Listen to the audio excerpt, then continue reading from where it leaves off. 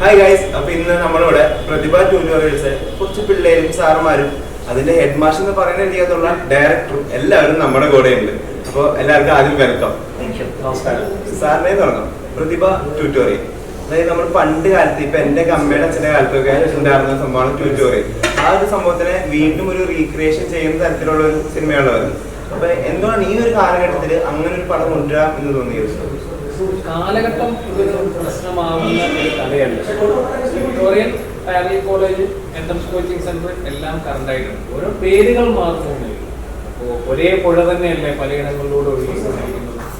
ഓരോ സ്ഥലത്തിനനുസരിച്ച് മാറ്റം വരുന്നു എന്നുള്ളത് മാത്രമേ. പ്രതിഭ ട്യൂട്ടോറിയൽസ് കറണ്ട് സ്റ്റാറ്റസിൽ ഈ 2024 ആസ്വദിക്കാൻ പറ്റുന്ന ഒരു നല്ല കോമഡി മൂവിയാണ്, ഉറപ്പുള്ളതുകൊണ്ടാണ് ഈ സമയത്ത് കൊടുക്കുന്നത്. പ്രത്യേകിച്ച് ഓണത്തിന് നമ്മളത് പ്ലാൻ ചെയ്തത് ഇത് നമുക്ക് നന്നായിട്ട് എൻജോയ് ചെയ്യാൻ പറ്റുന്ന സബ്ജക്റ്റ് ആയിരുന്നു. ഫുള്ളി കോമഡി എന്റർടൈൻ പടം തന്നെയാണോ? തീർച്ചയായിട്ടും. ഒരു നമ്മൾ ഉദ്ദേശിക്കുന്ന ഒരു കാര്യം എന്താണെന്ന് വെച്ചാൽ, ഈ പടത്തിന്റെ പ്ലാൻ എന്താണെന്ന് വെച്ചാൽ ഒരു teenage fun plus family entertainer. അത് കോമഡി തന്നെയാണ് അതിന്റെ ബേസ് ആയിട്ടുള്ള ഒരു സാധനം. പിന്നെ നല്ല പാട്ടുകളുണ്ട്. ഞാൻ അതിനകത്ത് പാട്ടുകൾ കണ്ടായിരുന്നു. പിന്നെ പടത്തിന് മോഷൻ പോസ്റ്റർ ഒരു 2 years ബാക്ക് ആണ് ഇറങ്ങിയത്. അത് കഴിഞ്ഞിട്ട് 2 years കഴിഞ്ഞിട്ടാണ് പടം റിലീസ് ആവുന്നത്. ഇത്തരം ലേറ്റ് ആവാനുള്ള ഒരു കാരണം മറ്റ് കുറെ തിരക്കുകൾക്കിടയിൽ പോയി. പ്രൊഡ്യൂസർ ഇവിടെ ഉണ്ടായിരുന്നില്ല. ഞാൻ വേറൊരു പ്രോജക്റ്റ്, ഞാൻ അഡ്വർടൈസ്മെന്റ് ഫിലിംസ് ചെയ്യുന്നുണ്ട്. അപ്പോൾ അതിൻ്റെ ഇടയിൽ നേരത്തെ കമ്മിറ്റ് ചെയ്തിട്ട് ആഡുകൾ ചെയ്യാൻ പോകും. അത്തരം കാര്യങ്ങളിലേക്ക് നമ്മൾ പോയത് കൊണ്ടാണ് ചെറിയ ഡിലേ വരുന്നത്. ഈ ഇപ്പൊ മലയാളം ഇൻഡസ്ട്രിയിൽ ഏറ്റവും ഹ്യൂമർ ചെയ്യുന്ന എല്ലാവരും ഇതാ പോസ്റ്റർ നമുക്ക് കാണാം. എല്ലാവരും ഇതിനകത്ത് ഇവരുടെ കൂടെയുള്ള ആ സെറ്റിലുള്ള ആ ഒരു അനുഭവം എങ്ങനെയായിരുന്നു? ഏറ്റവും വലിയൊരു ഹ്യൂമർ വിദഗ്ധനാണ് ഈ ഇരിക്കുന്നത്. സ്പോണ്ടേനിയസ് ആയിട്ടുള്ള ഹ്യൂമറിന്റെ ആളാണ് ഈ ഹ്യൂമർ. ആൾക്കാരുടെ തലവനായിട്ടുള്ള ഹ്യൂമർ മനുഷ്യൻ. അതെ അതെ, എല്ലാവർക്കും ഹ്യൂമർ, കഥ, തിരക്കഥ എല്ലാം പറയലല്ലോ. എല്ലാവരും ഈ ഒരു ഹ്യൂമർ സെൻസ് ഇല്ലാതെ ഇതെല്ലാം ക്രിയേറ്റ് ചെയ്യാൻ പറ്റത്തില്ലല്ലോ. സാർ ഇതിന് മുന്നേ നാടകം അങ്ങനെ എന്തെങ്കിലുമൊക്കെ? ഞാൻ ഡ്രാമ വളരെ വർഷങ്ങൾക്ക് മുമ്പ് 2000 വന്ന് എഴുതിയതേ ഉള്ളൂ. അതൊന്ന് നെഹ്റു യുവകേന്ദ്രയുടെ ഒരു കോമ്പറ്റീഷനിൽ പങ്കെടുത്ത് അത് ക്ലബിന് വേണ്ടി ചെയ്താണ്. അതിനായിട്ട് ഞാനൊരു 2004 മുതൽ നമ്മൾ അഡ്വർടൈസ്മെന്റ് ഫിലിംസ് ചെയ്യുന്നു. വലിയ ബ്രാൻഡുകളുടെയും ചെറിയ ബ്രാൻഡുകളുടെയും ഒക്കെ ചെയ്തിട്ട് എനിക്കൊരു മോൺ ഫേമിലിന് എൻ്റെ അഡ്വർടൈസ്മെന്റ് ചെയ്യുന്നത്. അപ്പോൾ ഒരു 50ഓളം അഡ്വർടൈസ്മെന്റ് ഫിലിംസ് ചെയ്യും. അതിനുശേഷമാണ് നമ്മൾ സിനിമയുടെ ഒരു കാര്യത്തിലേക്ക്. ഒരു സിനിമ ചെയ്യാൻ വൈകി എന്ന് തോന്നിയോ? സിനിമ ചെയ്യാൻ വൈകി എന്ന് പറഞ്ഞാൽ, ആക്ച്വലി ഞാൻ ഇതിന് മുൻപ് ഓർമ്മപ്പൂക്കൾ എന്ന് പറഞ്ഞൊരു സിനിമ ചെയ്തിട്ടുണ്ട്. ആ സിനിമ റിലീസായില്ല. കോവിഡിന്റെ തൊട്ട് മുമ്പായിരുന്നു. നമ്മളെല്ലാ പോസ്റ്റ് പ്രൊഡക്ഷനും കഴിഞ്ഞ് സെൻസറിങ് കഴിഞ്ഞപ്പോഴേക്കാണ് നമ്മൾക്ക് കോവിഡ് എന്ന് പറഞ്ഞൊരു പാൻഡമിക് വന്നത്. ആ സമയത്ത് നമുക്ക് തിയേറ്ററിലേക്ക് എത്തിക്കാൻ പറ്റില്ല. അത് പടത്തിന്റെ ഒരു OTT പ്ലാറ്റ്ഫോമിലായിരുന്നു. നായികയുടെ ഫസ്റ്റ് സിനിമയാണല്ലേ? എങ്ങനെയുണ്ടായിരുന്നു എക്സ്പീരിയൻസ്? എങ്ങനെയുണ്ടായിരുന്നു? നല്ല എക്സ്പീരിയൻസ് ആയിരുന്നു. നമ്മളോട് ഒത്തിരി സീനിയർ ആയിട്ടുള്ള ആർട്ടിസ്റ്റുകളുടെ കൂടെ ആസ് എ ന്യൂ കമ്മർ അതിൻ്റെ ഒരു ആർട്ടിസ്റ്റ് പിടിക്കാൻ പറ്റാന്ന് പറയുന്നത് ഭയങ്കര എക്സൈറ്റഡ് ആയിരുന്നു. പിന്നെ എന്താ പറയുക, ഇപ്പോൾ കുറേ കാര്യങ്ങൾ പഠിക്കാൻ പറ്റും നമുക്ക്. ഷൂട്ടിന് മുന്നേ തന്നെ സാറ് ഞങ്ങൾക്ക് വർക്ക്ഷോപ്പൊക്കെ അറേഞ്ച് ചെയ്തിട്ടുണ്ടാവും. എന്നെ കൂടാതെയും കുറേ പുതുമുഖങ്ങൾ ഇത് വരുന്നുണ്ട്. അപ്പോൾ ഞങ്ങളൊക്കെ കൂടി ചേർത്തൊരു കോളേജ് ആ ഒരു ക്ലാസ്സിൻ്റെ അകത്തുള്ള ഒരു ഫണ്ട് മുന്നേ തന്നെ ക്രിയേറ്റ് ചെയ്യിപ്പിക്കാൻ വേണ്ടി ഒരു കൈൻഡ് ഓഫ് നമുക്ക് ഒരു 3-4 ദിവസത്തെ ഒരു വർക്ക്ഷോപ്പ് കണ്ടക്ട് ചെയ്തിട്ടുണ്ടായിരുന്നു. നല്ല എൻജോയ്മെൻ്റ് ആണ്. പുതിയ പുതിയ ആൾക്കാരെ പരിചയപ്പെടാൻ പറ്റി. ഇതുപോലെ ഇത്രയും സീനിയേഴ്സ് ആയിട്ടുള്ള ലെജൻസ് ആയിട്ടുള്ള സുഷേനൊക്കെ പോലുള്ള ആൾക്കാരെ പരിചയപ്പെടാൻ പറ്റി. അല്ലെങ്കിൽ അങ്ങനെ ഒത്തിരി നല്ല എക്സ്പീരിയൻസ് ആണ്. അവരോട് പേടിയുണ്ടായിരുന്നു ചെയ്യാനായിട്ട്? സീനിയറായ സുധീഷേട്ടനും ജോണിച്ചേട്ടനും എല്ലാവരും നിൽക്കുമ്പോൾ തീർച്ചയായിട്ടും ഉണ്ടായിരുന്നു. കാരണം എനിക്ക് ഇവരുമായിട്ടൊക്കെ കോമ്പിനേഷൻ ഉണ്ടായിരുന്നു, കോമ്പിനേഷൻസ് ഉണ്ടായിരുന്നു. അപ്പോൾ എനിക്ക് ഓരോ തവണയും ഞാൻ ദൈവമേ ഇപ്പോൾ അടുത്ത് പുള്ളിയായിട്ടാണല്ലോ ഡയലോഗ് പറയേണ്ടത്, അല്ലെങ്കിൽ പുള്ളിയായിട്ടാണല്ലോ സ്ക്രീൻ ഷെയർ ചെയ്യേണ്ടതെന്ന് പറയുമ്പോഴത്തേക്കും നല്ല പേടിയുണ്ടായിരുന്നു. പക്ഷേ അതിലൊക്കെ നമ്മുടെ ഡയറക്ടർ സാറൊക്കെ എന്നെ നല്ല കംഫർട്ട് ആക്കിയിരുന്നു. കാരണം സീനിൻ്റെ മുന്നേ തന്നെ ഇത് പറഞ്ഞു തരും. അതുപോലെ അച്ചടി ഭാഷ അങ്ങനെ എന്തെങ്കിലും കഴിഞ്ഞു പോയാലും പുള്ളിങ്ങനെ ഒന്നും ആരും ആക്ടേഴ്സ് ആയാലും സപ്പോർട്ടീവായിരുന്നു. നല്ല പാമ്പറിങ് ആയിരുന്നു. യു ക്യാൻ ഡു ഇറ്റ് തന്നെ പറഞ്ഞിട്ടുള്ളൂ. പറ്റും, കുറച്ച് കൂളായാൽ മതി എന്ന് പറഞ്ഞിട്ട്. പിന്നെ അത്രയ്ക്ക് തെറ്റൊന്നും വരുത്താൻ സാർ സമ്മതിച്ചില്ല. അതുകൊണ്ടാണ് എനിക്ക് കുറച്ച് ഇല്ല, ഒരിക്കലും ഇല്ല. അത് കഴിഞ്ഞ് 2 സിനിമ ചെയ്തു. അപ്പോൾ അതൊക്കെ വെച്ച് നോക്കുമ്പോൾ ഇത് ഭയങ്കര ഫ്രീ ആയിരുന്നു.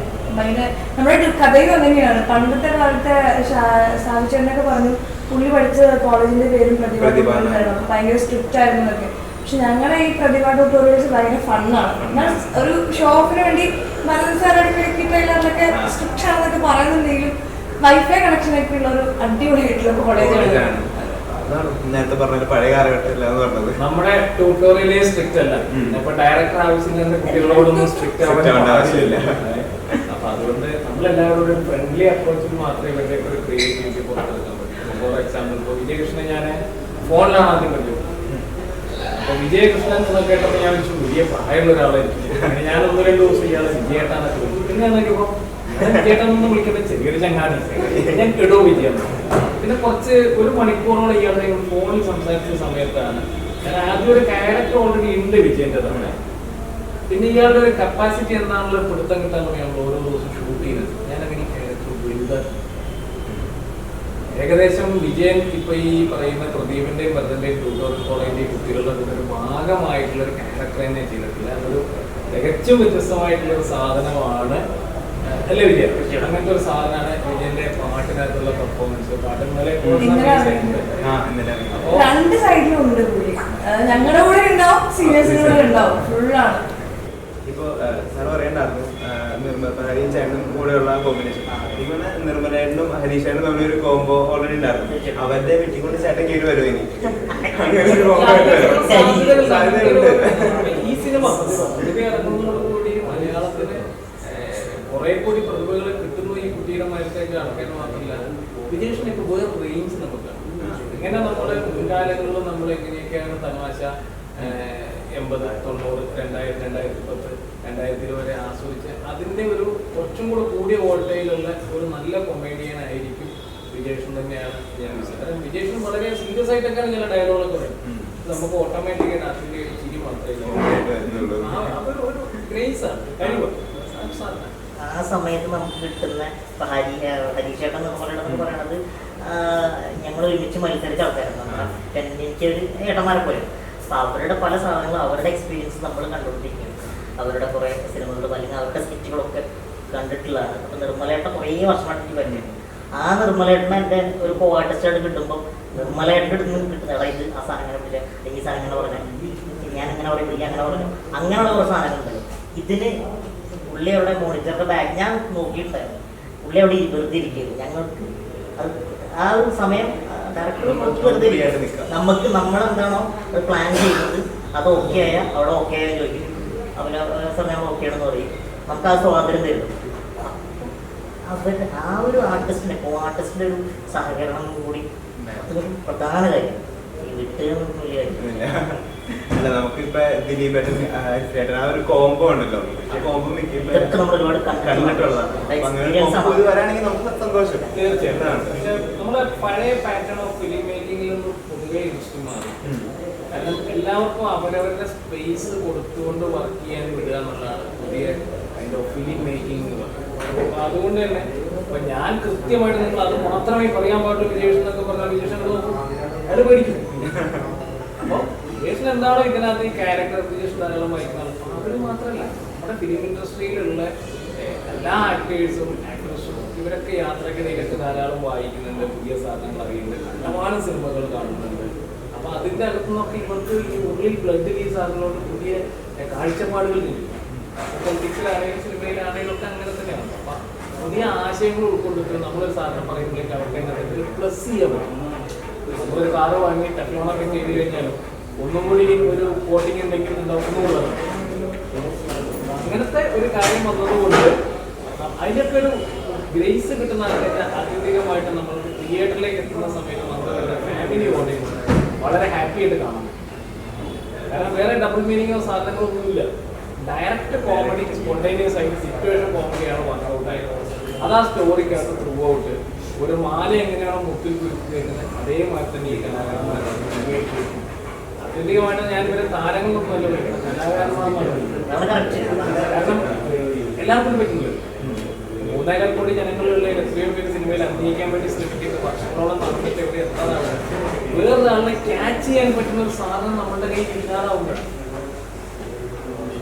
നമ്മളുടെ കയ്യിൽ അങ്ങനെ ഒരു സാധനം ഉണ്ടെന്നുണ്ടെങ്കിൽ തീർച്ചയായിട്ടും നിങ്ങൾ സ്വീകരിക്കാൻ ഇവിടെ ഡയറക്ടേഴ്സ് നിൽക്കുന്നുണ്ട്, പ്രൊഡ്യൂസേഴ്സ് നിൽക്കുന്നുണ്ട്, എല്ലാവരും നിൽക്കുന്നുണ്ട്. ഇപ്പൊ ചിലർ പറഞ്ഞ 20 years ആയിട്ട് അങ്ങനെ ശ്രമിക്കുന്നുണ്ട്. ഈ 20 years ആയിട്ട് പ്രൂവ് ചെയ്യാൻ പറ്റിയിട്ടില്ല. എനിക്കറിയില്ല, പക്ഷെ പറഞ്ഞു കൊടുക്കാൻ അറിയാം, ഇന്നത് വേണമെന്ന് പറയാൻ അറിയാം. അല്ലെങ്കിൽ ഇയാൾ തരുന്ന സാധനം ഈ മോള് തരുന്ന സാധനം അത് ഇത്രയും മതി എന്ന് പറയേണ്ടത്. അതിൻ്റെ അപ്പുറത്തേക്ക് വേണ്ട എന്ന് ആ നിയന്ത്രിതമായിട്ടുള്ള രീതിയിൽ ഇവരെ ഉപയോഗിക്കാൻ വേണ്ടിയിട്ട് നമ്മൾ ചെയ്യുന്നു എന്നുള്ളത് മാത്രമല്ല. ബാക്കി അവരവരാണ് സുധീഷ് നിർമ്മൽ അവരുടെ ഒരു കോമ്പോയും ഈ റിലേഷൻ്റെ കാര്യം പറഞ്ഞാൽ വല്ലാത്തൊരു ആക്ടറാണ്. അപ്പൊ ദാസനും വിജയനും എന്തായിരുന്നോ അത് തന്നെയാണ് പ്രദീപനും വരുന്നത്. അതാണ് പ്രതിഭ. പ്രതിഭ പ്രദീപന്റെയും ഭരതന്റെയും ട്യൂട്ടോറിയൽ കോളേജിന്റെ കഥയാണ് പറയുന്നത്. ഇതിനകത്ത് ഒരു വലിയ സസ്പെൻസ് എലമെന്റ് ആ തിയേറ്ററിൽ കാണുമ്പോഴേ അറിയുള്ളൂ. അത് സുധീഷ് ചേട്ടന്റെ എക്കാലത്തെയും മികച്ച ഒരു ക്യാരക്ടറാണ്. അത് ഏത് തലമുണ്ടെന്നുള്ളത് പ്രേക്ഷകർക്ക് നമ്മൾ തിയേറ്ററിലേക്ക് കൊടുക്കുക. ഈ ജോണി ചേട്ടന്റെ കൂടെ ഉള്ള ഓൾറെഡി ഡയറക്ടറാണ് സാറ്. അപ്പം ഇങ്ങനെ പറഞ്ഞു തന്നെ ടിപ്സ് ഒക്കെ പുള്ളിയുടെ രണ്ട് സിനിമ ടിപ്സ് എന്ന് പറഞ്ഞു കഴിഞ്ഞാൽ എനിക്ക് തോന്നുന്നു ഈ സിനിമയിലായാലും പുള്ളി ഇങ്ങനെ വെച്ചോ ഒരേ സീൻ ഉണ്ടാകുന്നുള്ളൂ. കൊച്ചിങ്ങനെ വെച്ചോ ഞാനിങ്ങനെ പറയും, പുള്ളി അങ്ങനെ പറഞ്ഞു തരും. പുള്ളി സാർ അവിടെ ഡയറക്ട് ചെയ്ത പോലെ തന്നെ ഞാൻ നേരത്തെ വിജയേട്ടൻ പറഞ്ഞ പോലെ ലെജൻസ് ആയിട്ടുള്ള അല്ലെങ്കിൽ സീനിയർ ആയിട്ടുള്ള ആൾക്കാർക്ക് മാത്രമല്ല സാർ ആ ഫ്രീഡം കൊടുക്കുന്നത്. ജോണി സാറ് ലൈക്ക് പുള്ളി ഇപ്പോൾ വിജയേട്ടൻ പറഞ്ഞ പോലെ നമ്മുടെ ഡയറക്ടർ സാറ് എല്ലാ ഡയറക്ടേഴ്സിനും അവരുടേതായിട്ടുള്ള ഒരു വേ ഓഫ് ഡയറക്ഷൻ ഉണ്ടാവും. പക്ഷെ എന്ന് വെച്ചാൽ ഈ സ്ക്രിപ്റ്റിലുള്ള ഡയലോഗ്സ് മാത്രമേ പറയാവൂ. അതിപ്പോൾ അവർക്ക് ഓക്കെയാണ്, അവർ സീനിയർ ആർട്ടിസ്റ്റുകളാണ് അല്ലെങ്കിൽ ലെജൻസ് ആണ്. ഇപ്പോൾ എന്നെ പോലത്തെ ഒരു ന്യൂ കമ്മർ ഒരു ആക്ട്രസ് ആയിട്ട് വരുന്ന ഒരാൾക്കെന്ന് വെച്ച് കഴിഞ്ഞാൽ നമുക്ക് ഇന്നതേ പറയാൻ പാടുള്ളൂ എന്നൊക്കെ ചിലപ്പോൾ പറയും. കാരണം അവർക്ക് നമ്മുടെ അടുത്ത് അത്ര ട്രസ്റ്റ് ഉണ്ടാവില്ല. അത്ര ഇൻവെസ്റ്റ് ചെയ്തിട്ട് അവരെടുക്കുന്ന സിനിമയിൽ ഫസ്റ്റ് തന്നെ അവരെ കുട്ടിയെ എന്നെ ട്രസ്റ്റ് ചെയ്യും. ഇതെന്നെ പറഞ്ഞാൽ മതി എന്ന് ചിലപ്പോൾ വിചാരിക്കുന്ന ഡയറക്ടേഴ്സും ഉണ്ടാവും, ആക്ടേഴ്സും ഉണ്ടാവും. പക്ഷെ നമ്മുടെ പ്രതിനിധിയിൽ നമ്മൾ സാറായാലും എനിക്ക് ഇത് ചില ഡയലോഗ്സ് ഒക്കെ ഞാൻ മാറ്റി പറഞ്ഞിട്ടുണ്ട്. അതായത് ഇപ്പുറത്തുള്ളത് അപ്പുറത്ത്. പക്ഷെ സാറിന് ആ വേ ഓഫ് ലൈക്ക് ആ ഒരു പറയേണ്ട രീതിയിലുള്ള ശൈലിയിൽ കിട്ടിയ ആ സീനിന് പറ്റിയാണെങ്കിൽ സാർ ഓക്കെയാണ്. കണ്ടന്റ് വ്യൂവറിന് കിട്ടാൻ വേണ്ടിയിട്ടാണ് നമ്മുടെ ഡയലോഗ് യൂസ് ചെയ്യുന്നത്. ആക്ച്വലി വിഷ്വൽ മീഡിയം ആണെങ്കിൽ പോലും കമ്മ്യൂണിക്കേഷൻ പോസിബിൾ ആവണമെന്നുണ്ടെങ്കിൽ നമുക്ക് മനസ്സിലായിട്ട് തന്നെ നമ്മൾ അന്നും ഇന്നും 50-60 വർഷം കഥ പറയുന്ന മെത്തേഡ് തന്നെ. ഏത് സിനിമയ്ക്കും ഒരു ബിഗിനിങ്ങും ഒരു ബിഫോറും ഒരു എൻഫോറും ഉണ്ട്. കാലം മാറുന്നു, അതിനനുസരിച്ചുള്ള മാറ്റങ്ങൾ വരുന്നു എന്നുള്ളതല്ലാതെ ബാക്കി സിനിമയുടെ ഗ്രാമറിനകത്ത് വേൾഡ് ലെവലിൽ ചേഞ്ച് ഉണ്ടായിട്ടുണ്ട്. ക്ലൈമാക്സ് ആദ്യം കാണിച്ചിട്ട് നമ്മൾ ബിഗിനിങ്ങിലേക്ക് പോകാന്ന് പറഞ്ഞാൽ ഒരു വെറൈറ്റി ഉണ്ട്. അങ്ങനെ ഒരു വെറൈറ്റി ഒന്നുമില്ല. ഈ ആകാശത്തിന്റെയും ഭൂമിയുടെ ഇടയിലുള്ള സ്പേസിനകത്ത് നമുക്ക് സന്തോഷിക്കാനുള്ള സ്പേസ് ചിലപ്പോൾ അത് ത്രില്ലുകളായി ഇത് കോമഡി കാണുന്നുണ്ട്. കുറഞ്ഞു കളിക്കാം. സീനിയർ ആയിട്ടുള്ള ഒരു ഡയറക്ടർ വരുന്നത് സീനിയർ പോലെയുള്ള സിനിമ ഞാൻ എപ്പോഴും അത് നമ്മുടെ ഈ മൺചിത്ര താഴൊക്കെ പോലുള്ള അതുപോലുള്ള ഒരു സംഭവമാണ് ആ സിനിമ. അപ്പൊ സാർ എടുത്ത് പറഞ്ഞിട്ട് ഒരു ചെറിയ സീനായിരുന്നു പറഞ്ഞു, പക്ഷെ ഇങ്ങനെ വെച്ചാൽ മതി ഞാനത് ചെയ്തോളൂ. അങ്ങനെ ഒരു സംഭവം. അതിന് വേറെ സിനിമ കൂടി എനിക്ക് അതിലൂടെ ഭാഗ്യം ഉണ്ടായി. കുറച്ചധികം സീൻസ് ചെയ്യാൻ പറ്റി. അതും ഈ മാസമാണ്. അപ്പോൾ അതിനും പുള്ളി ഇതുപോലെ എന്താ പറയുക ഹെൽപ്പ് ചെയ്തിട്ടുണ്ടാവും.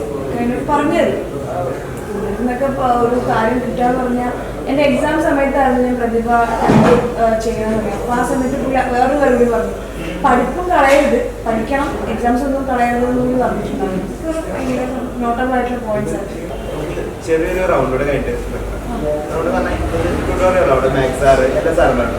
ഞാനപ്പോൾ അങ്ങനെ ഒരു സാറുമാരുടെ സബ്ജക്റ്റുകൾ പറയും. അപ്പോൾ അത് മലയാള സിനിമയിൽ ആർക്കായിരിക്കും സൂട്ട് ആവണമെന്ന് നിങ്ങൾ പറയുന്നത്? ആർക്കായിരിക്കും സൂട്ട് ആവണമെന്ന് മാത്സ് സാർ എന്തുകൊണ്ടായിരിക്കും അത് ഒന്നാമത്തെ കാര്യം നമ്മൾ ചേട്ടൻ സാറിനെ കണ്ട ഒരു അദ്ദേഹത്തിൻ്റെ അതൊക്കെ അത് ഒരു ക്യാരക്ടർ ഒന്നാണ്. പക്ഷെ അതിനപ്പുറത്തേക്ക് അദ്ദേഹത്തിൻ്റെ ഒരു ബോഡി ലാംഗ്വേജ് ആൻഡ് സംസാരിക്കുന്ന രീതി ഒക്കെ വെച്ച് സാറിനെ ഡെഫിനറ്റായിട്ട് പറയാതെ എനിക്ക്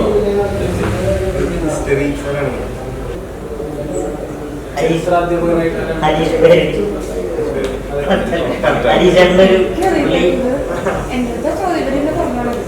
പുള്ളിയുടെ ഒരു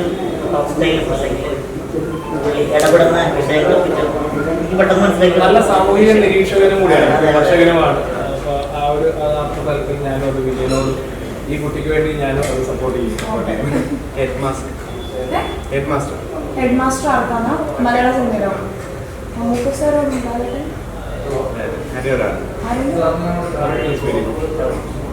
ഒരു വടിയൊക്കെ പിടിച്ച് ഇപ്പോഴും കട്ടിയുള്ള കണ്ണാടിയൊക്കെ വെച്ച് ഞാനത് ഒരു എന്താ പറയുക ഒരു ആക്ടർ എന്ന രീതിയിലും ഒരു സീനിയർ പേഴ്സൺ എന്ന രീതിയിലൊക്കെ നമ്മളെല്ലാവരും മനസ്സിലുള്ള ഒരു അതെ ആ രൂപം കാണുമ്പോൾ ഞാൻ ഒരു പുള്ളിയുടെ അടുത്ത് ഞാൻ എന്താ അഭിനയിക്കാണെന്ന് എനിക്കറിയത്തില്ല, ഞാൻ കേട്ടില്ല. ആദ്യമേ പഠിച്ചിട്ടോ തോന്നുന്നു പറയുന്നത്. മറ്റേ സൗബിനോട് സൗബിന്റെ നമ്മളെല്ലാവരും ക്ലാസ്സിലുണ്ടാവും. എല്ലാവരും ഭയങ്കര സ്നേഹമുള്ള ഒരു സാറ്, എല്ലാവരെയും ഭയങ്കര സപ്പോർട്ട് ചെയ്യുന്ന സാർ. അങ്ങനെ ഒരു സാറായിരിക്കും സാറോ ആർക്ക് കൊടുക്കാൻ പറ്റും സ്നേഹമുള്ള സാർ. ആരോടും ഒരു പരിഭവം ഇല്ലാത്ത ആളല്ലേ. എന്നും കൊണ്ടുവന്ന കോട്ടറ സാരയില്ല എന്ന് പറഞ്ഞ് പുറത്ത് തട്ടാൻ പറ്റുന്ന ഒരാളാണ്. പ്രേമലൂര് കിടന്നുറങ്ങിക്കോ, നമുക്ക് പറ്റില്ലെങ്കിൽ ഒച്ച കണ്ടതൊക്കെ തുറങ്ങാൻ പറ്റും. അപ്പൊ 13-ാം തീയതി ആണല്ലേ സിനിമ. അപ്പൊ പ്രേക്ഷകരോട് എന്താണ് പറയാനുള്ളത്? പ്രേക്ഷകരോട് പറയാനുള്ളത്, ഓണക്കാലം ഇപ്രാവശ്യം വലിയ ആഘോഷങ്ങളൊന്നും നമ്മുടെ വയനാട്ടിലേക്കുള്ള ദുരന്തത്തിന്റെ ഭാഗമായിട്ടില്ല. എന്നാലും എല്ലാവരും അവധിക്കാലാണ്, കുട്ടികളെയായിട്ട് ഒന്ന് പുറത്തു പോകുന്ന ഉറപ്പാണ്. അപ്പം പ്രതിഭയോടൊപ്പമായിരിക്കണം ഈ വർഷത്തെ ഓണം എന്നാണ് നിങ്ങൾക്ക് എല്ലാവർക്കും നിങ്ങളോട് പറയാനുള്ളത്. പ്രതിഭ കാണണം, പ്രതിഭ വിജയിപ്പിക്കണം, ഈ പ്രതിഭകളെ നിങ്ങൾ ഏറ്റെടുക്കണം. അതോടൊപ്പം തന്നെ പ്രതിഭയുടെ കൂടെ ചില കോൺടെസ്റ്റുകളും കാര്യങ്ങളൊക്കെ ഉണ്ട്. അപ്പോൾ പ്രതിഭ കണ്ടതിന്റെ ടിക്കറ്റ് സൂക്ഷിച്ചു വെച്ചാൽ വളരെ വ്യത്യസ്തമായിട്ടുള്ള ചില സമ്മാനങ്ങൾ ഓരോ പ്രേക്ഷകരിലേക്ക് എത്തും. ശരി, ഓക്കെ, താങ്ക് യു.